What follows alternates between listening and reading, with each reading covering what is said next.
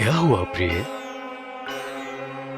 मैं देख रहा हूं तुम भयभीत हो, चिंतित दिखाई दे रही हो। मारुति की चिंता सता रही है मुझे।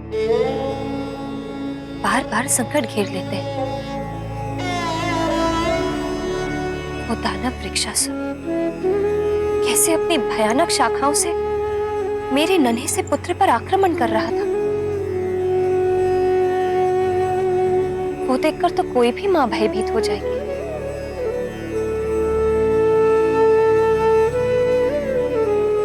मैं भी अपने पुत्र की सुरक्षा के लिए चिंतित तो होंगी। किंतु तुमने ये भी तो देखा कि हमारे पुत्र ने उस दानव को कितनी वीरता से मृत्यु के मुख में पहुंचा दिया। इसीलिए तो और भी भयभीत हो रही हूं मैं। मारुति की अद्भुत लीलाओं का गुणगान सुमेरु से बाहर भी होने लगा है। क्या करूं? संसार की दृष्टि से कैसे बचाऊं इस नटखट को?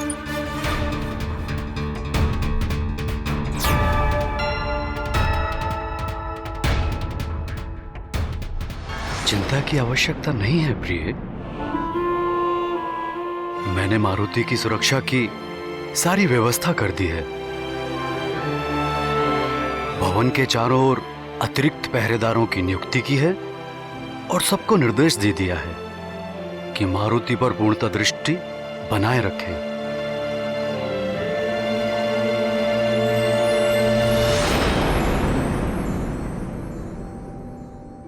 किंतु मैं अब अपने पुत्र को भवन के बाहर पैर भी नहीं धरने दूंगी। मैंने निर्णय ले लिया है कि अब मैं अपने मारुति को अपनी दृष्टि से पल भर के लिए भी ओझल नहीं होने दूंगी। ये भवन ही इसका क्रीड़ा स्थल होगा। मेरी आंखें इसकी आठों पहर की पहरेदार होंगी। मेरा आंचल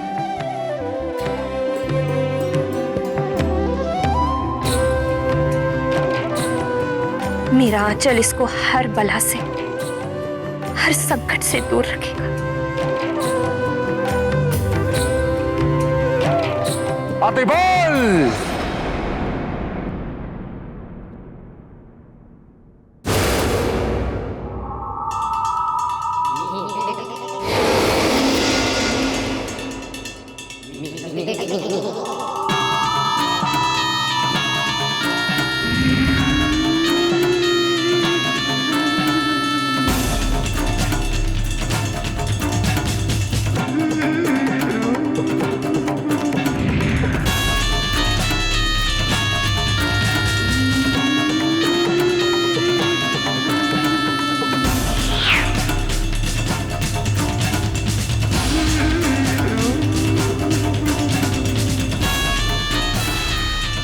जय लंकेश, जय जय लंकेश।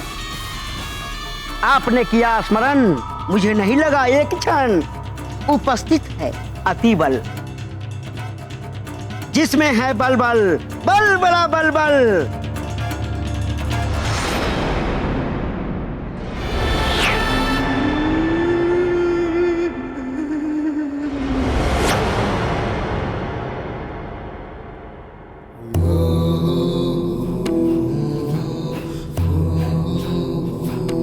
सिर नीचे। अतिबल, हो तो तुम छोटे से बौने शाकाहारी।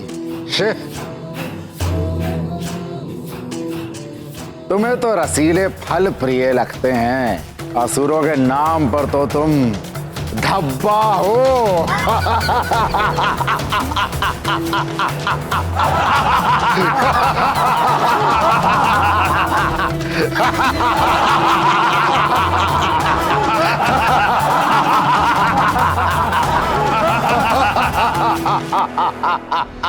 अरे देखो इसे, पहला और अंतिम शाकाहारी राक्षस।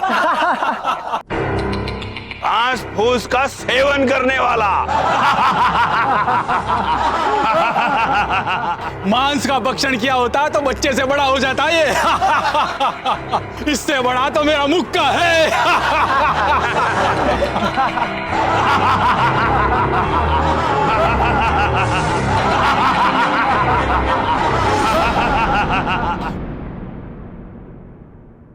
किंतु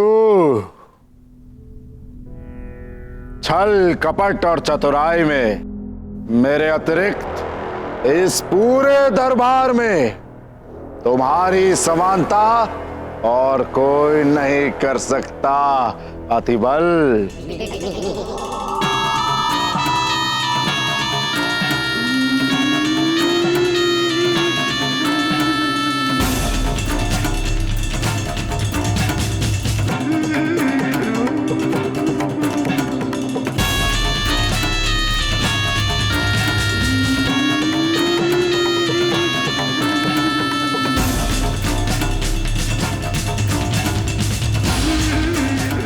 लंकेश,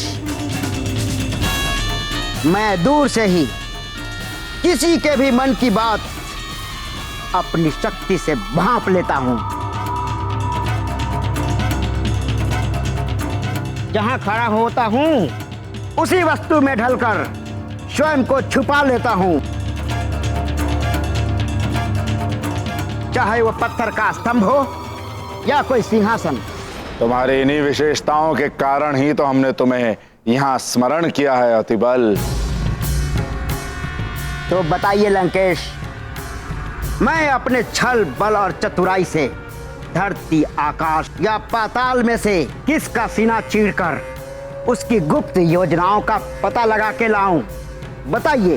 तुम्हें आकाश और पाताल एक नहीं करना है अतिबल। तुम्हें सुमेरु जाकर यह पता लगाना है कि वृक्षासुर का वध जिस वानर बालक ने किया है उसके पीछे किस देवता का हाथ है।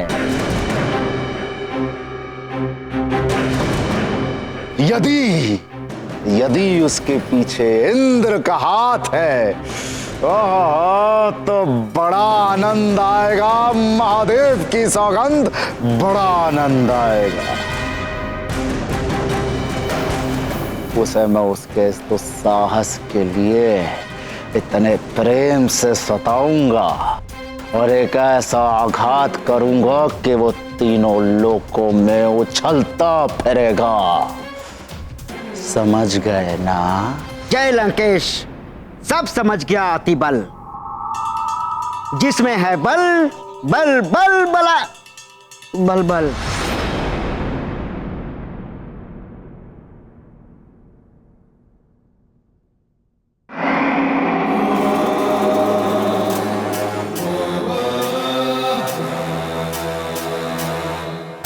क्या समझे? यही प्रभु कि मुझे ये फल खाना है।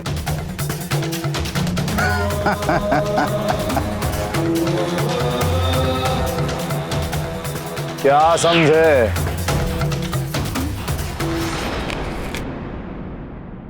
क्या समझे?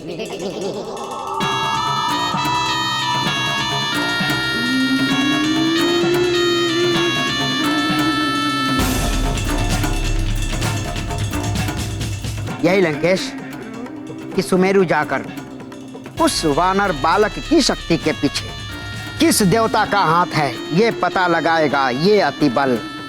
जिसमें है बल बल बल बला बल बल।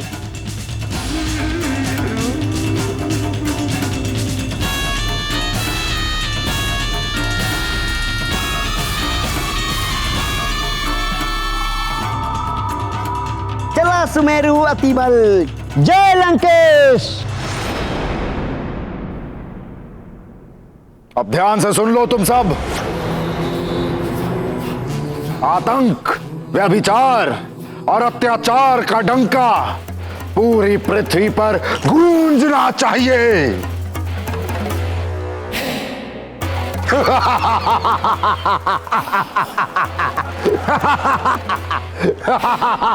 अधर्मी रावण के नेत्रों पर उसके अहंकार का आवरण पड़ा हुआ था। वो नहीं देख पा रहा था।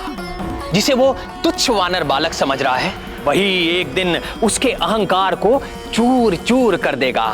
उसकी चमचमाती स्वर्ण नगरी लंका को जलाकर काला कर देगा।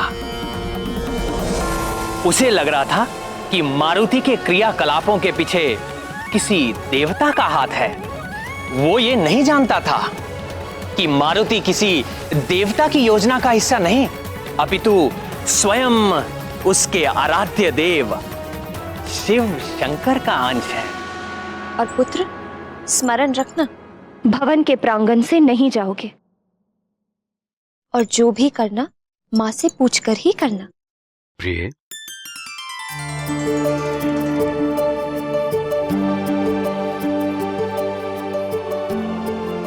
जी आर्यपुत्र। मारुति पर इतने बंधन लगाना अनुचित है। वो बालक है अभी। वही तो मैं भी कह रही हूँ कि अभी वो बालक है। देखने में बड़ा लगता है, किंतु है तो अभी बहुत कम आयु का अबोध बालक, जिसे अपने भले बुरे का ज्ञान नहीं। उसकी सुरक्षा तो मुझे ही करनी है। जब बड़ा हो जाएगा, आप अपनी इच्छा अनुसार उसकी देखभाल कीजिए, मुझे कोई आपत्ति नहीं होगी।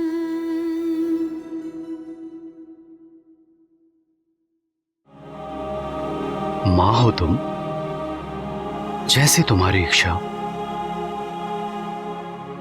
और महाराज, आपके लिए संदेश है।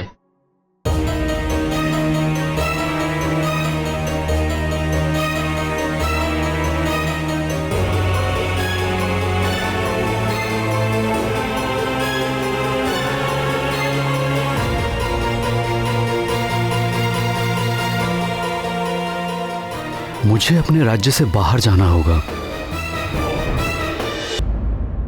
मुझे अपने राज्य से बाहर जाना होगा। मैंने सुरक्षा की पूर्ण व्यवस्था कर दी है, फिर भी तुम सावधान रहना। किंतु अचानक बाहर कुछ विशेष? पंपासर से महाराज पंपेश्वर का संदेश आया है। कुछ आसुरी गतिविधियां बढ़ने की आशंका है। रावण छोटे बड़े असुरों को एकत्रित कर कर चारों ओर आतंक फैलाकर वानरों और मानवों को समाप्त करना चाहता है। ऋषराज को भी संदेश मिला है, वो आते ही होंगे। मुझे भी उनके साथ जाना है।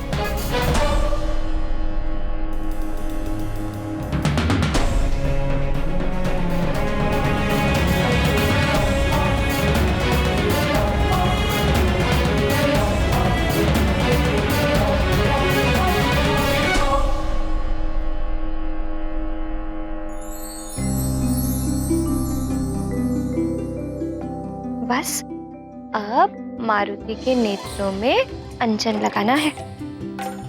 उससे मारुति के नेत्र सुंदर भी लगेंगे और मारुति इसके टीके से सबकी कुदृष्टि से बचा भी रहेगा।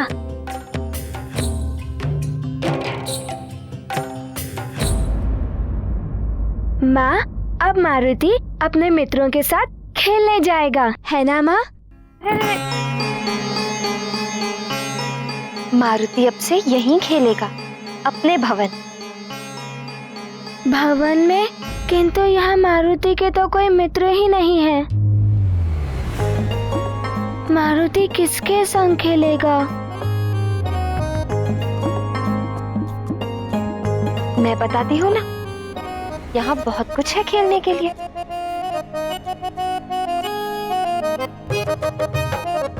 आओ।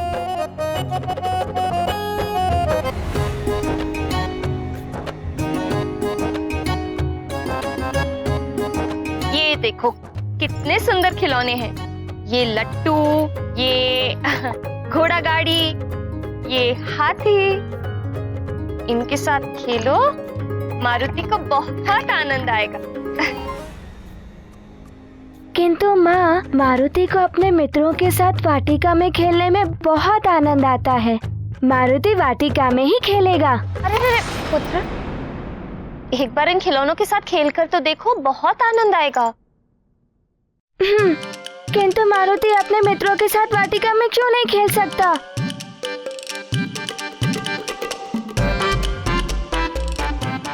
क्योंकि मारुति की माँ मारुति से बहुत प्रेम करती है।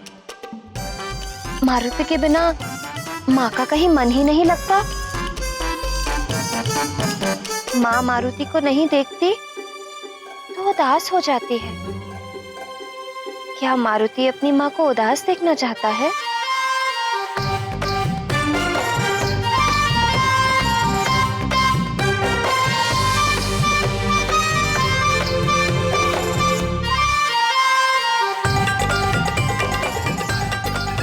है माँ, अब से मारुति यहीं खेलेगा, किंतु आप कभी उदास मत होइएगा।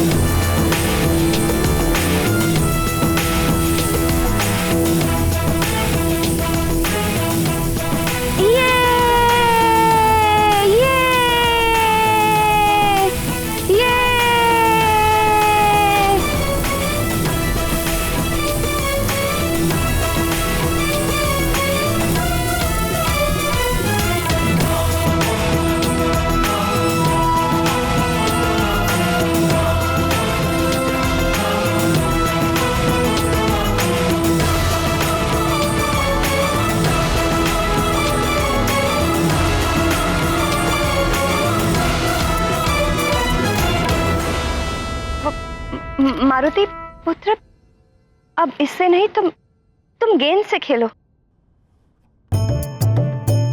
किंतु माँ, मारुति को लट्टू से खेलने में बहुत आनंद आ रहा है।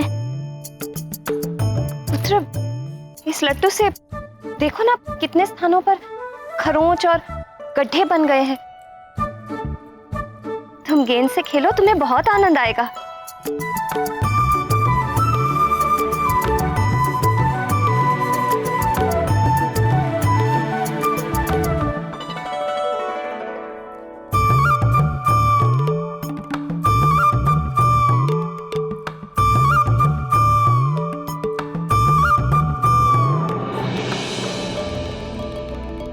पुत्र, धीरे से पुत्र, धीरे से। ठीक है माँ।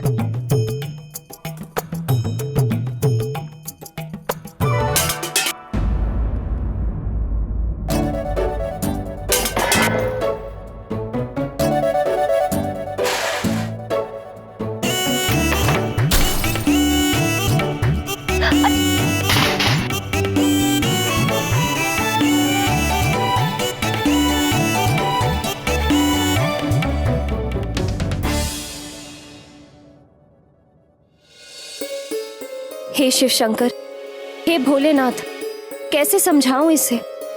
आप ही कुछ करिए प्रभु।